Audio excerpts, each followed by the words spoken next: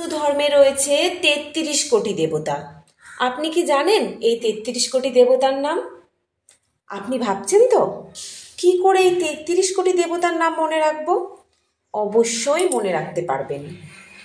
৩৩ কোটিকে আমরা অনেকেই ভুলবশত সংখ্যার নিরিখে বিচার করে থাকি, কিন্তু শাস্ত্র মতে ৩৩ কোটি শব্দের অর্থ শ্রেণী বা প্রকার। আসলে ৩৩ কোটি দেবতা বলতে ৩৩ জন উচ্চকোটি সম্পন্ন অর্থাৎ শ্রেষ্ঠ দেবদেবীদের বোঝানো হয়। সেই সূত্র ধরেই হিন্দু শাস্ত্রে ৩৩ জন দেবতার উল্লেখ পাওয়া যায়। তারা হলেন অষ্টবসু, একাদশ রুদ্র, দ্বাদশ আদিত্য, ইন্দ্র ও প্রজাপতি। অনেকে আবার ইন্দ্র ও প্রজাপতির স্থানে ২ অশ্বিনী কুমারকে গণ্য করে থাকেন।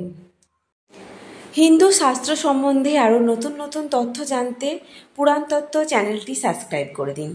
ভিডিওটি পছন্দ হলে একটি লাইক, কমেন্ট, শেয়ার করতে ভুলবেন না। ধন্যবাদ।